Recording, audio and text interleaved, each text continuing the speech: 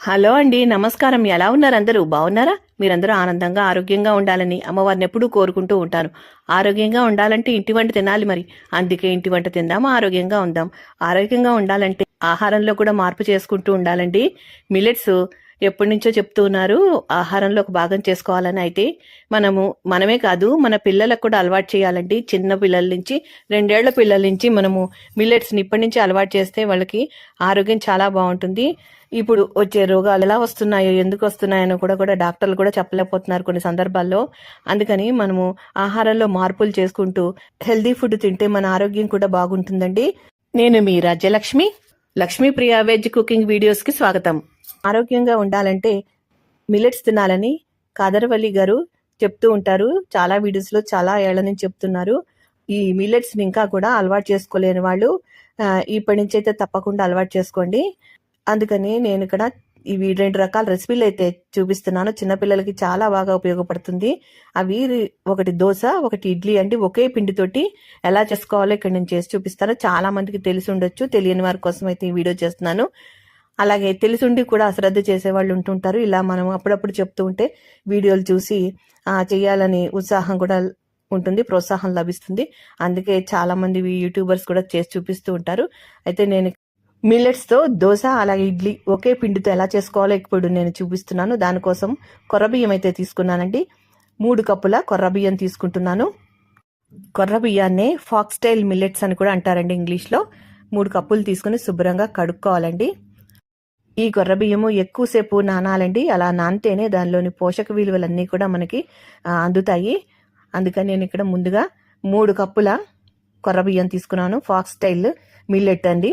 బియ్యాన్ని 3 కప్పులు అయితే తీసుకున్నాను. సన్నగా ఉంటాయండి, సన్నగా, కొంచెం ఆవాల కంటే చిన్నగా ఉంటాయి, తెల్ల ఆవాలా ఉంటాయి. చాలా మందికి తెలుసండి, తెలియని వారి కోసం చెప్తున్నాను. కొర్ర బియ్యాన్ని మామూలు బియ్యం కంటే ఎక్కువసేపు నానబెట్టాలండి. మినిమము 3-4 గంటలు నానబెట్టాలండి. రాత్రంతా నానబెడితే ఇంకా మంచిది. ఇలా నీళ్లు పోసి 2-3 సార్లు కడిగేసుకుని నీళ్ళన్నీ ఉంపేయాలండి. ఇలా 1కి 3 సార్లు కడుక్కోవాలండి. తర్వాత నీళ్లు మనం తగినన్ని పోసుకోవాలి, ఎక్కువ నీళ్లు పోసుకోకూడదు.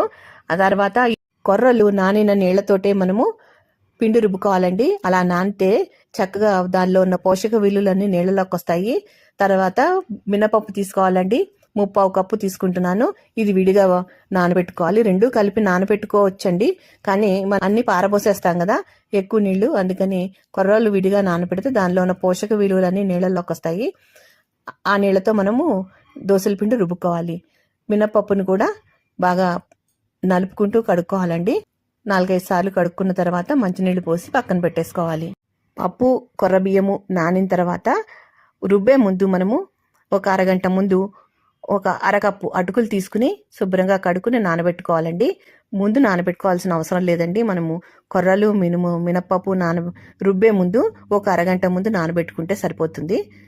అటుకుల్లో కూడా దుమ్ము ధూళి ఉంటుంది, అందుకని నీళ్లు పోసి 2-3 సార్లు కడుక్కుని మంచినీళ్లు పోసి నానబెట్టుకోవాలండి. మినపప్పు రుబ్బేటప్పుడు దాంతో పాటు వేసి రుబ్బేసుకోవాలండి. చక్కగా నానిపోయి మినపప్పు ముందు రుబ్బుకుంటున్నాను. మిక్సీలో వేసి రుబ్బేస్తున్నానండి. మీరు వెట్ గ్రైండర్లో అన్నా కూడా రుబ్బుకోవచ్చు. మెత్తగా కాటుకులా రుబ్బుకోవాలండి. రుబ్బుకున్న పిండిని ఒక వెడల్పాటి గిన్నెలోకి అయితే తీసేసుకుంటున్నాను. అలాగే కొర్రల్ని కూడా ఈ విధంగా మెత్తగా రుబ్బుకుని మినపప్పు రుబ్బుకున్న గిన్నెలోకే తీసేసుకోవాలి. మినపర్ర బియ్యం అన్నీ కూడా మెత్తగా రుబ్బేశానండి.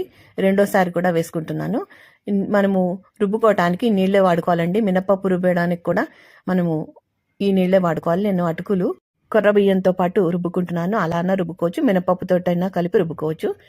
మొత్తం అన్ని వాయిలు రుబ్బేసిన తర్వాత బాగా కలిపేసుకోవాలండి. ఒకే డైరెక్షన్లో అలా కలుపుకుంటూ ఉండాలండి. బాగా కలిపితే చక్కగా ఊరుతుందండి.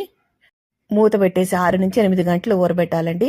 రాత్రి రుబ్బేశాను, పొద్దుటికి చూడండి చక్కగా ఊరిపోయింది, ఫర్మెంట్ అయిపోయింది.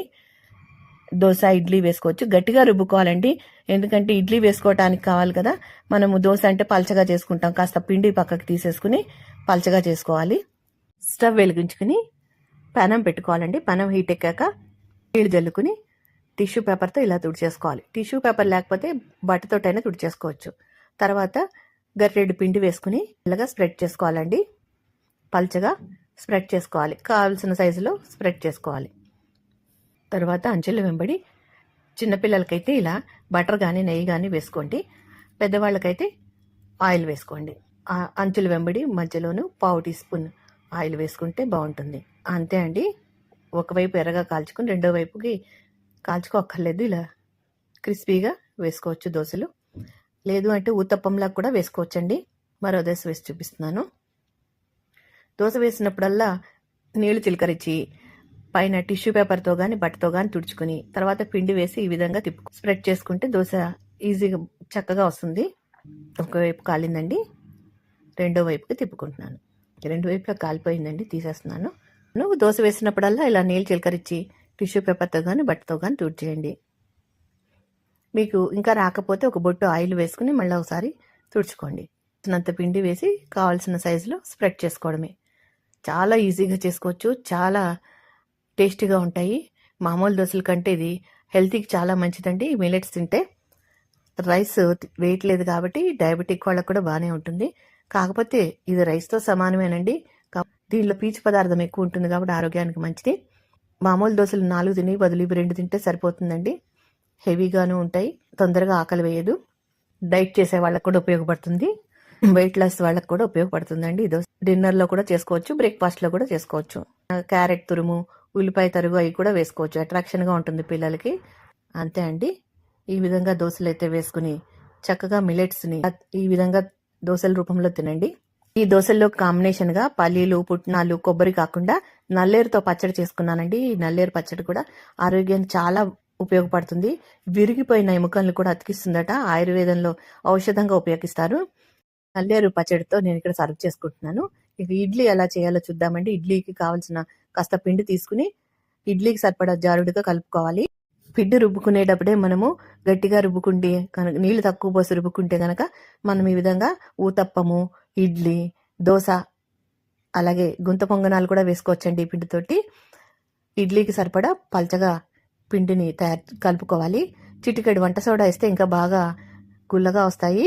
ఈ చలికాలంలో తొందరగా ఫర్మెంట్ అవ్వదు కదండి, అందుకని కావాలంటే చిటికెడు వంట సోడా వేసుకుని కలుపుకుంటే ఇడ్లీలు ఇంకా మృదువుగా వస్తాయి. ఇలా ఇడ్లీ పాత్రలో పెట్టేసుకుంటున్నానండి. 2 రేకులు పెడుతున్నాను, అందుకనే మామూలు పాత్రలో నీళ్లు పోసి ఒక అడుగున ఒక ప్లేట్ వేసి దానిపైన ఇడ్లీ రేకులు పెట్టుకుంటున్నాను. ముందుగా నీళ్లు మరిగించిన తర్వాత రేకులు పెడితే చక్కగా వస్తాయండి ఇడ్లీలు. ఒకే పిండితో ఈ విధంగా చేసుకోవచ్చండి. నేను ఇక్కడ 2 చూపిస్తున్నాను, దోశలు అలాగే ఇడ్లీలు. మీరు కావాలంటే ఊతప్పము, గుంత పొంగనాలు కూడా చేసుకోవచ్చు. కావాలంటే రెసిపీ కామెంట్లో అడగండి, చేసి చూపిస్తాను. అలాగే నల్లేరు పచ్చడి రెసిపీ కావాలన్నా కామెంట్స్లో అడగండి, నేను రెసిపీ కావాలని తప్పకుండా చేసి చూపిస్తాను. ఈ విధంగా ఉడికాయ లేదో చాకుతో కానీ స్పూన్తో కానీ గుచ్చి చూస్తే తెలుస్తుంది. పిండి అంటుకోకపోతే ఉడికినట్టు. 2 నిమిషాలు అట్టుపెట్టి ఇలా ట్రే నుంచి తీసేసుకోవాలి. అంతే అండి. మృదువుగా ఉండే స్పాంజీ లాంటి ఇడ్లీలు రెడీ అండి మిల్లెట్స్ తోటి. మిల్లెట్స్ ఇప్పటి వరకు కూడా ఇంకా మొదలెట్టని వాళ్ళు తప్పకుండా ఈ వీడియో చూసిన వెంటనే మొదలు పెట్టండి. ఇటువంటి మిల్లెట్స్ అవి కూడా తింటూ ఆయుర్వేద నిపుణులు చెప్పిన సూచనలు పాటిస్తూ ఉంటే మనము అస్తమాను డాక్టర్ దగ్గరికి వెళ్ళక్కర్లేదండి. ఒకవేళ అనారోగ్యంతో ఉన్నా కూడా ఇటువంటివి తింటూ ఉంటే ఇంకా మెరుగ్గా మనం తొందరగా రికవరీ అవుతాము. తప్పకుండా ట్రై చేయండి మిల్లెట్స్ తినడము. చూడండి ఎంత దూదుల్లాగా మెత్తగా వచ్చాయో. ఈ వీడియో మీకు ఎలా అనిపించిందో తప్పకుండా కామెంట్స్లో చెప్పండి. ఈ వీడియో కనుక నచ్చితే తప్పకుండా లైక్ అయితే ఇవ్వండి. మీరు లైక్ చేయడం వల్ల మా వీడియోలు మరికొద్ది మందికి రీచ్ అవుతాయి. ఈ వీడియో కనుక నచ్చితే లైక్ చేయండి, షేర్ చేయండి, సబ్స్క్రైబ్ చేసుకోండి. మరో మంచి వీడియోతో మళ్ళీ కలుస్తాను. నమస్కారం, ఉంటానండి. Thank you for watching.